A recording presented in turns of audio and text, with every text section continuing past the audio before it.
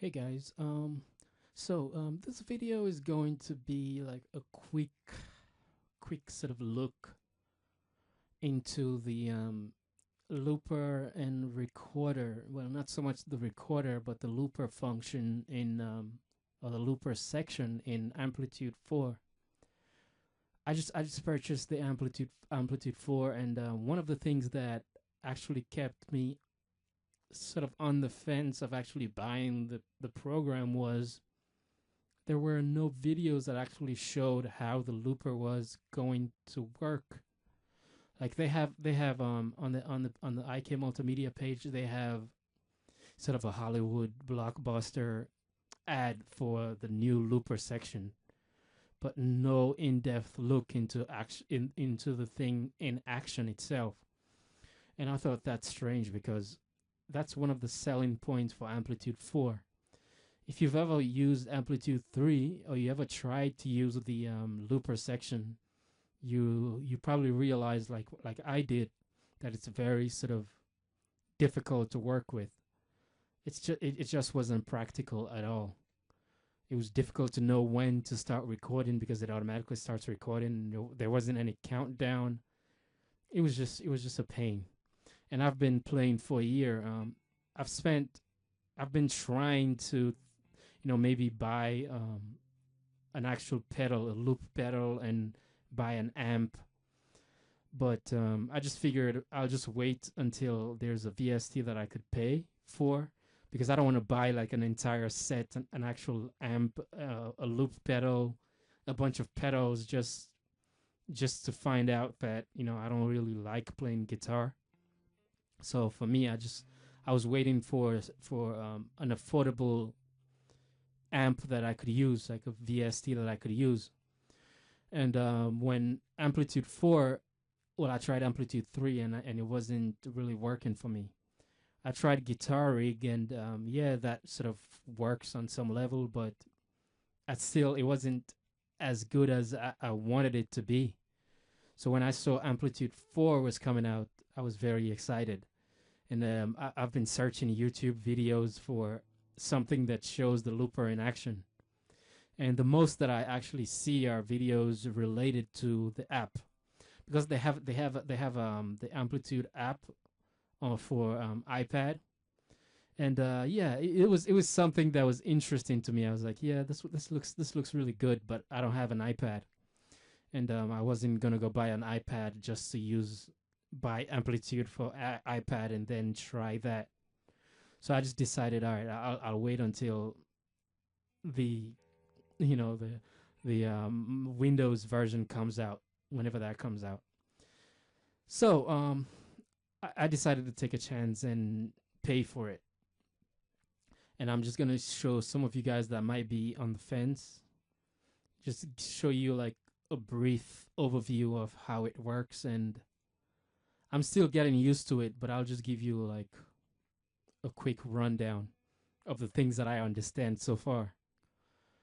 So you have four slots in the looper, right? You have like you could see four slots, and they are very intuitive. Like he has this red thing, which if you are familiar with any recording software, you probably guess that it's for recording. Like you press and it records. You have four of those. You have an overall play button here, and you have an auto button, and you have a metronome. You could toggle that on and off. You have a BPM, and you double click, and you could input the BPM that you want. There is no tap BPM, like if you are tapping your feet and you sort of get a rhythm, which mm, it sucks, but I'm not really at that level anyway. So it's not even gonna be useful for me. Like I'm more of a put in the tempo, press play, listen to the clicks, and play along to the clicks. In Guitar Rig, you could what guitar in Guitar Rig, you could sort of record the first one, and it automatically calculates the BPM, so everything afterwards follows that BPM. But it's not on Amplitude 4, so you just have to use whatever they have, right? All right, so there's this song. There's I'll just show you. I'll just record a simple. I should first mention that the length that you record for the first one, it determines the length of the other ones, right? At least that's how I understand it so far. So if the first one was, let's say, 6 seconds, everything afterwards is going to be 6 seconds or less, right? There, you're not gonna have 6 seconds, and the next one is 12 seconds. So you have to figure out the longest length that your jam is going to be, and then you do that for the first one. Maybe if you have a riff that's 4 seconds, and you would like 12 seconds, you record that 3 times, and you record that on the first one. Which again, it sucks, because what if you just have a simple loop, a four bar loop here, and the next one you just want to do like an 8 bar loop or a 12 bar loop, and it's a different sort of vibe. You can't. Maybe there's a way to do that. I haven't figured out yet. I'll just show you. Let me see. I'm gonna record a very simple riff. Again, I'm not someone who really plays the guitar. I'm trying to learn how to play the guitar. So let's record a simple loop. You notice there's a countdown now.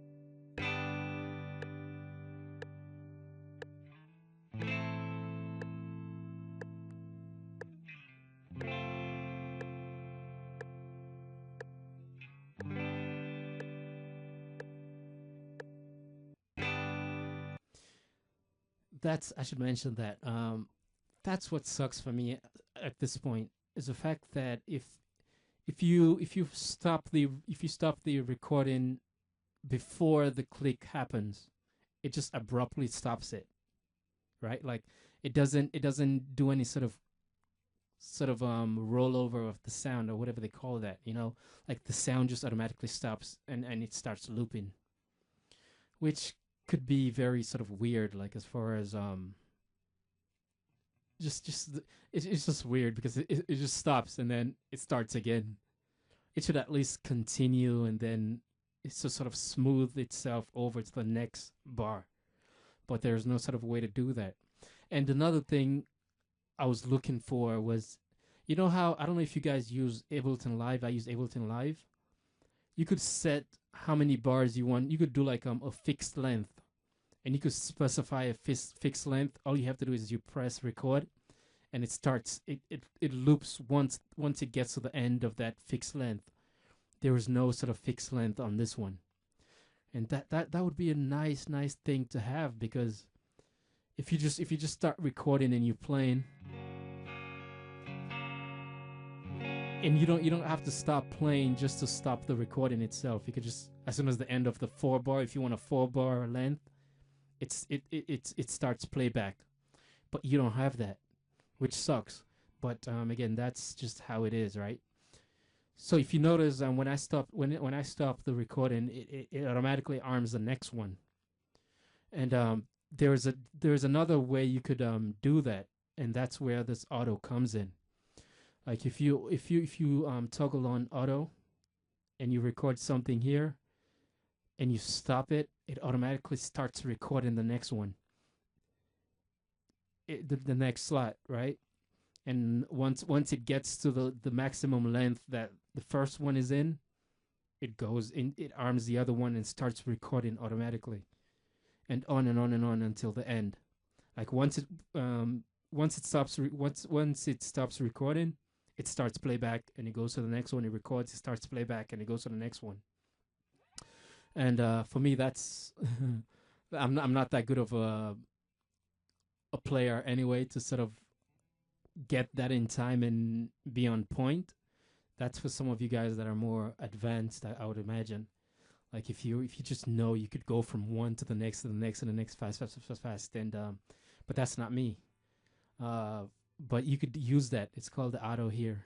You toggle that on, and it does that.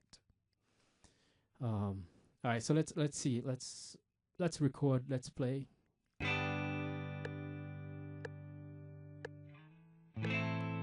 You could start.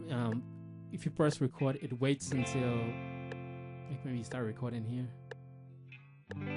It waits until it goes to the next one and it starts.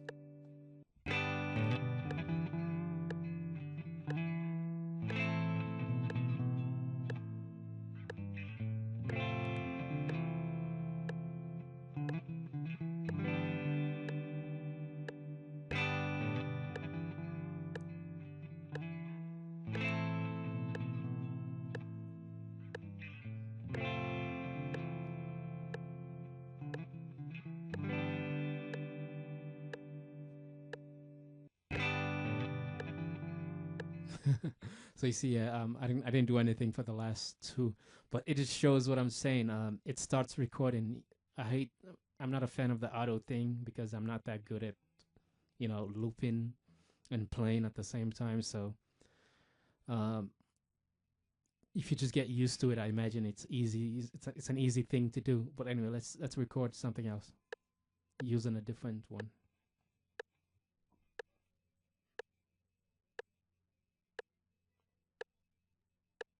Oh, I guess I should start. I messed up. All right.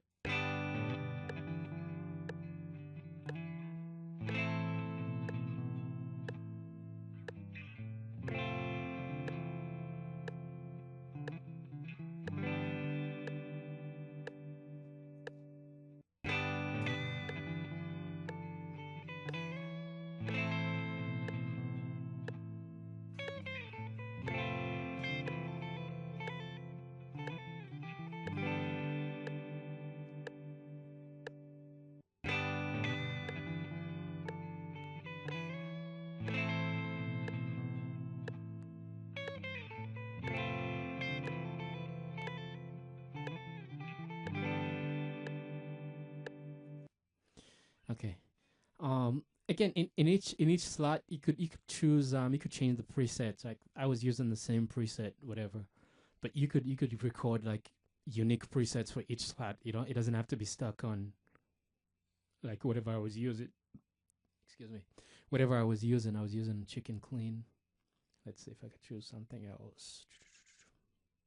Back in red. Yeah. The playback it's not gonna play through this amp, right? It's completely separate. Whatever you record here stays there.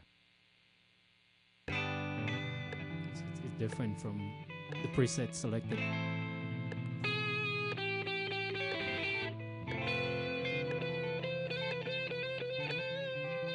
I could record that in.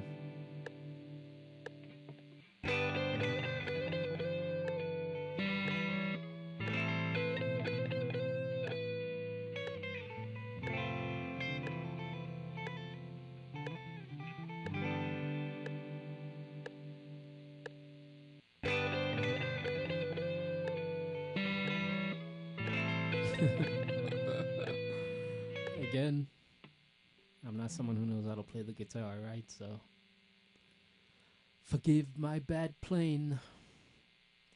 I'm just pretty much showing you. All right. Again, like I said, it's this one. The sound for the fourth one reflects the sound that I used. The sound for the other three reflects whatever sound you use for them. Let me see. Oh, I just noticed you can. All right, so I take back what I said about the tap tempo. You could tap. I think you could tap here. Okay. All right. Yeah, I guess you could tap. No, actually, you can't. This tap is for the preset. It's not for the overall BPM. Okay, so yeah, what I said actually still holds. There's no tap BPM for the overall tempo.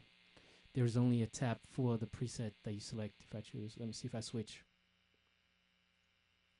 Does that change?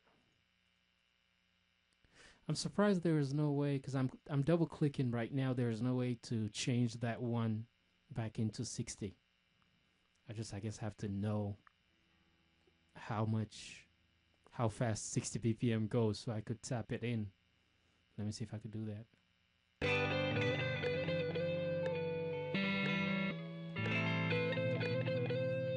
Close.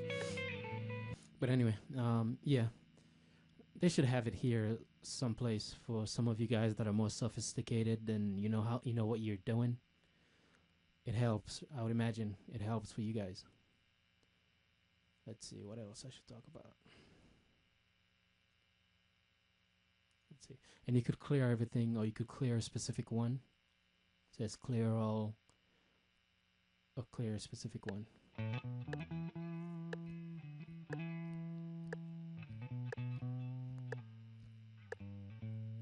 But the one thing that definitely is a selling point for me is the fact that you could have that countdown that tells you when to start playing. All right. Yeah, that's a huge selling point.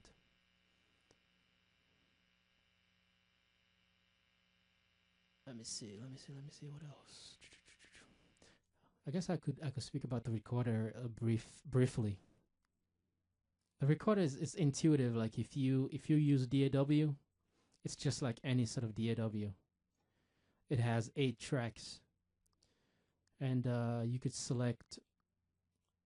You could arm each one. You arm, and you could choose whether you want a cab, an effect sound into it, or you could import audio. Like let's say you have a drum loop, or even if you have an MP3 file, like a regular song itself that you want to do an overdub for. You could import that audio into its own unique channel, and you could turn off the effect, so it's just the sound by itself. And whereas if you're playing the guitar, you want some sort of affected sound, and you could select that one here in the preset section. And that's for you guys that know what you're doing. The brace, you have a brace here that you could toggle on and off if you want to loop. You could go back, rewind. You could press play, change the pitch, playback speed. If you want to practice like a riff, like on one of those songs, you want to practice. You could change the speed so you could play along with it. Let's see what else I was gonna talk about. Yeah, like I said, one of the things I really want them, if there's like an update, the way to fix this is give us like a fixed length option, and an option where the length of the first one doesn't determine the length of everything else, because that just sucks. In the next video, probably this one, I'll try to speak more about a way to make it easier, because at this point you have to use your mouse, and you have to click record, right? And if you're playing, it's difficult to click record and starts playing. You have to sort of move your hand from whatever you're doing to stop it, and then start again. There was a different way you could use a MIDI mapping. You could use a MIDI map, and if you have a MIDI controller, you could select, you could specify, you could just assign a CC control, so you don't have to use your hand to click. You could just use say if you have like a foot controller, you have a foot MIDI controller, you just press it and it starts recording each one. Like you could see, you could specify CC 80 for loop 1, CC 81 for loop 2, and on and on and on and on. And that's pretty easy to use because I have the Guitar Rig control, which is like a foot controller, and it's sort of easy. Like I could just use my foot and press it, and it starts recording the first one. Press the other one, and it starts recording the other one. But let me see. I'll probably do another video that shows how to do that. For now, I just wanted to show you how the looper works in action.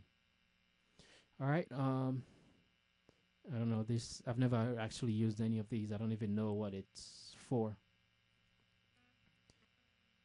Anyway, that's a video. Hopefully, it helps some of you guys that might be on the fence and you just want to see how it works.